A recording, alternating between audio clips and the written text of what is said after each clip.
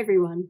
Today I'll be discussing the fundamentals of 21st century literacies, their impact on the English classroom, and how you can successfully incorporate more multimodality within your room. To begin with, we should look at a few texts I decided to call the OGs of modes. These are monochromatic print-based texts selected from the English classroom, a select few that the English curriculum requires students to study. They're print-based texts which no longer hold as much appeal to students as they perhaps once did. That's not to say they no longer have their place within the English classroom, but as teachers we must look at ways in which we can incorporate different methods to rejuvenate these texts in the eyes of the 21st century student. What is the most efficient way to do this? Through incorporating multimodal processes into English pedagogies. With the current situation in classrooms, teachers are inundated with a multiplicity of students who just can't seem to get off their phones. Many teachers face the struggle of successfully incorporating technologies into their classroom without losing their grasp of the content. Those texts we viewed are bland in comparison to the bright, coloured, systematic media students are privy to. How are they meant to learn about something that doesn't visually appeal to them when they can be on their phones instead? First, let's explore what it is to be a 21st century student. In a Washington Post article on social communication consumption, it suggested that students today can spend a whopping 9 hours on social media alone, each having their own range of social media from Facebook to Twitter to Snapchat. Though it seems impossible to compete with within the classroom, it doesn't have to be. We have to ask ourselves, does this have to be a bad thing? With the growing use in communication technologies, you'll discover students actually have a greater awareness of the importance of colour, scheme, layout, sound, and spatial properties. They understand colour related to logos, spatial properties of their news feeds, and they know where to search for things within each app. Doesn't that mean they're already techno-literate? How do we tap into this as educators? First, we look at multiliteracy and multimodality. As we know, literacy is a curriculum fundamental. The Australian curriculum states that literacy involves students listening to, reading, viewing, speaking, writing, and creating oral, print, visual, and digital texts, and using and modifying language for different purposes in a range of contexts. According to Cope and Calancis, the two inherent changes to literacy within the 21st century envelop the growth of cultural and linguistic diversity, encouraged by media and politics, and a change in communication technologies.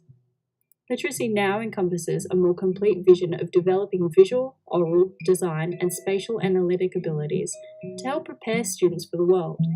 In society, there's a variety of literacies ranging from technology literacy to social and cultural literacy, and it comes in the forms of many different modes.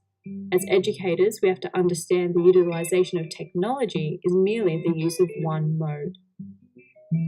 According to Christina Edwards-Groves, technology comes with design, a facet complete with new modes, a new way of analysing, and new designs.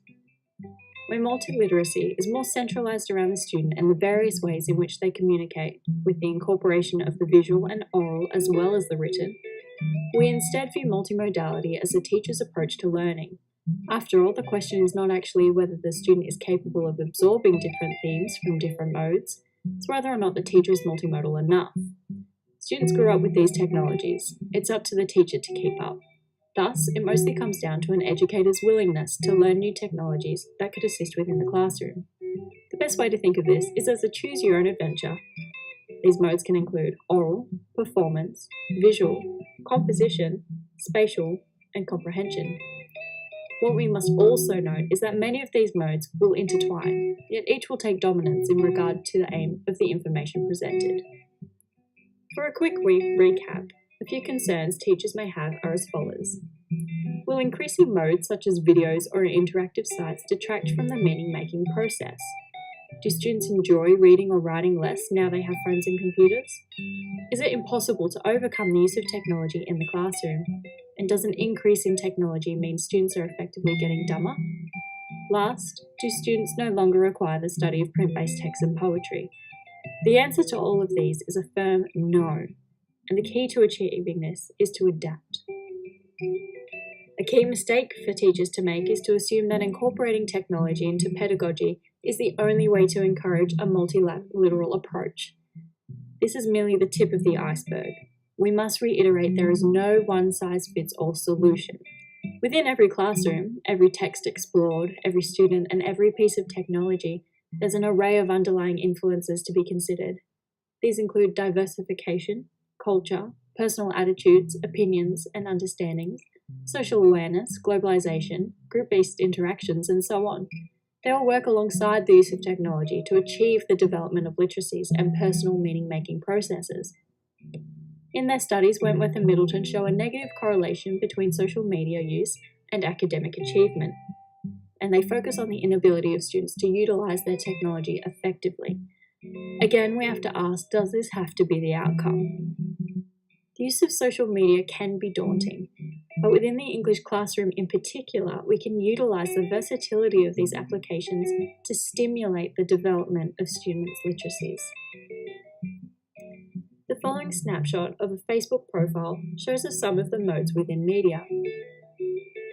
The basis of this is the use of text, shown through personal information, name, tags, etc. Following that, we have images as displayed in the profile picture and the thumbnails. Then there's the blue and the white colour scheme specific to Facebook, a web page-based layout, the option to interact with the individual, and a logo identifier, again specific to that media in particular. Being able to associate this with one form of media shows your students are literate in more than reading. But let's go beyond that. We find common themes within other technologies, such as Snapchat, which focuses on the importance of image. Within this mode, you utilize text or text speak, a form of literacy specific to social media. There's also a utilization of colouring to enhance the image, and a timer to make the experience more exclusive. These are modes that have been highlighted thanks to social media, and they've created a literacy within students hardly experienced before. Other forms such as Twitter provide the images and text common to social media. However, they also offer the ability to interact with others, to scroll at a rapid pace through information. The fact that students can comprehend this without being aware of it is phenomenal. Let's look at this in a more English-specific scenario. In looking at the following excerpt from Othello by William Shakespeare, can we say it's more beneficial than any other form? The layout is in iambic pentameter. There's no translation to modern English to simplify it. There's rhyming couplets, but it can be complicated for students to wrap their heads around without some help. If we utilize other sources, such as this following video, we're able to shift this OG text into modern culture via a change in modality.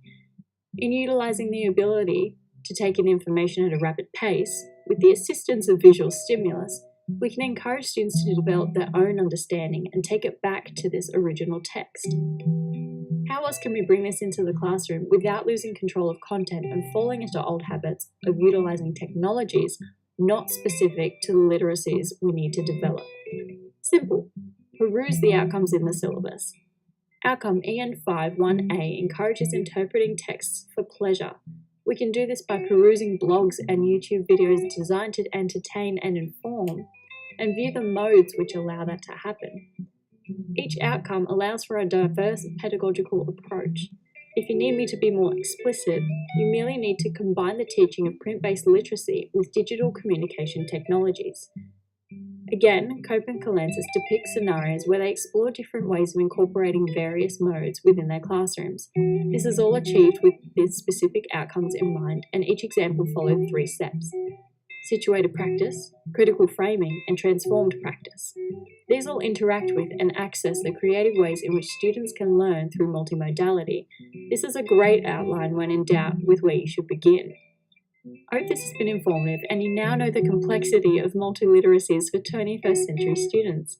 I hope you have a better understanding of how you can comfortably utilize digital technologies better within your English classroom.